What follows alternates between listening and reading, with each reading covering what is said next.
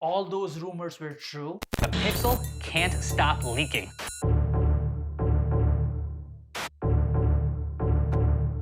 Oh, my back hurts, fuck. Hi! So if you have been following me since the start of this channel, you would know that I absolutely love the Nexus devices. And since the Pixel 2 XL came out, I have been admiring that device so much. And I was really looking forward for the new Pixel event, and the entire event was a joke. And it's not because of the notch. Google mentioned that they received so many awards for their design. And guess what? They kicked off the 2018 event with the launch of Google Home Hub. Damn! This video is not about bitching on Google about their new event. It's about the Pixel 2 XL. I have been using the Pixel 2 XL for almost a year now, and in this video you will watch my long-term review of the Pixel 2 XL and why I am not upgrading to the Pixel 3 XL and how Pixel 2 XL makes so much sense and it's an absolute worth it.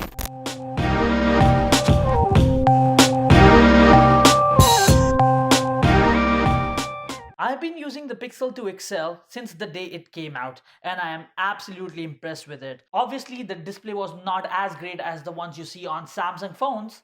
A lot of people have complained about the blue tint issues, and some of the users were not even sure about that, just like how people are complaining about the notch right now. The design was not the greatest one, but the phone was very slick, and somehow it managed to be my daily driver. And currently, this video is being shot on my Pixel 2 XL. Honestly speaking, this was my first ever plus sized phone, and I am so impressed. And now I can't go back to their smaller phones.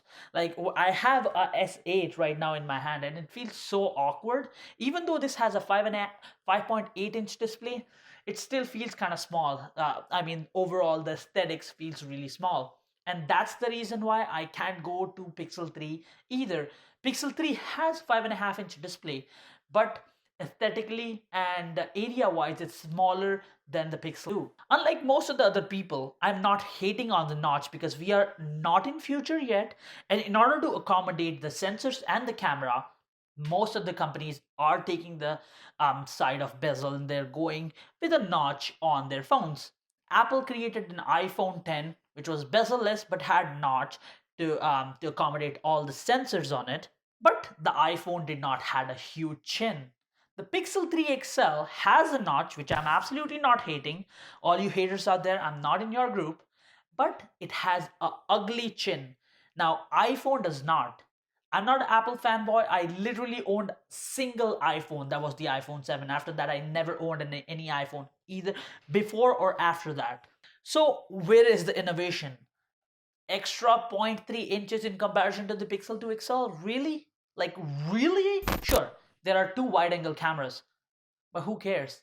I don't take selfies. You're getting literally the 0.3-inch display of real estate only on the right and left side.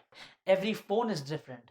They are not, most of the apps won't be optimized for that. So technically at a lesser price, you're getting a better looking phone which does not have a notch. For all you notch haters, notch Z's out there, Pixel 2 XL had the squeeze feature, which was an absolute joy to use, and it was the fastest way of pulling out Google Assistants.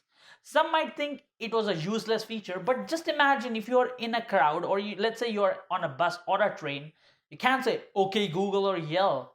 Just take your phone out, squeeze it like that. So simple. It was so cool. I absolutely loved it. Pixel 2 XL had great software that helped it keep its snappiness even after a year. I won't say it's absolutely the best in comparison to the most of the Android phones, but it's so much better, and the phone just gets better and better with its all the new software updates. Again, it's not as snappy as it was on day one, but how many Android phones stay snappy after like 1 year? My unit is a 64 GB unit. Yeah, there was a 128 GB option available, but I did not go for it. Why? Google gives unlimited cloud storage, so I can save all my videos in 4K in its original resolution and all the photos in their original resolution up till 2021. And after that, I will still be able to save my pictures, in high resolution, which I don't really care about, because by the time I will have another Pixel, which hopefully will be better, finger crossed, No, convert. Oh shit, that hurts. Never mind. During my usage, I had to return my device two times. Had to go through an RMA. Both the times I had black mark on the camera sensor, and I don't know how did this happen. All of a sudden, one day I pulled out my camera, and there was there. I contacted Google support, sent them the pictures. See, my phone is in perfectly mint condition, no cracks, no nothing whatsoever. The lens looks perfectly clean, but still there's a black spot. Contacted them. Since I did not buy from Google itself, I mean the Google store, because that time it was not very fancy in Canada, I did not buy from them. I bought from a retailer. They asked me to ship my device. I shipped my device and they sent me another one. Obviously, it was not brand new, it was the refurbished one, but can't complain. This happened two times, and I think, you know, it's not bad experience. So, there. Camera. You all know that. You all have heard that. Pixel 2 XL has the best camera, even in 2018, and it's absolutely amazing. The visual core does an impressive job, and the results speak for itself. Amazing portrait mode on both front and back camera. The only thing that I did not like that this phone was missing 4K at 60 FPS and 1080p at 240 FPS, which, since I mentioned earlier that I shoot a lot of videos on my phone, and even my YouTube videos are shot on the Pixel 2 XL, and including this one, I was kind of disappointed. There was electronic and optical image stabilization on the Pixel 2 and the 2 XL, which was absolutely bomb.com. I'm not even joking. You can take this phone handheld and you can record so many videos, and they will be much better than most of the other phones. And I approve that. And I will probably put some videos here that you can see that recorded handheld, and you might feel as if it was on gimbal. And I'm not very stable person, like I move a lot. You might see that how much I'm moving, how much movement I have. So yeah, pretty much.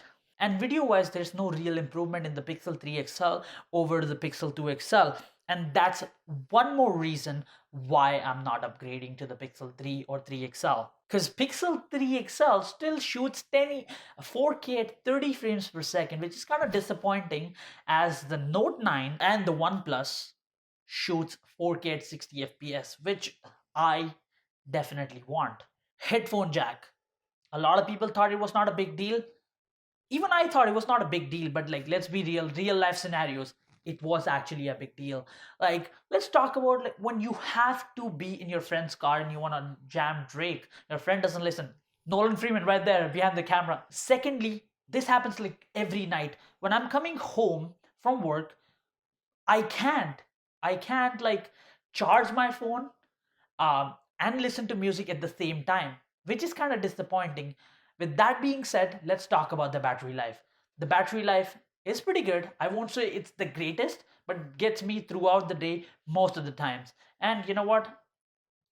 You can't expect anything more than that, because I think that's more than sufficient, considering I'm a very heavy user.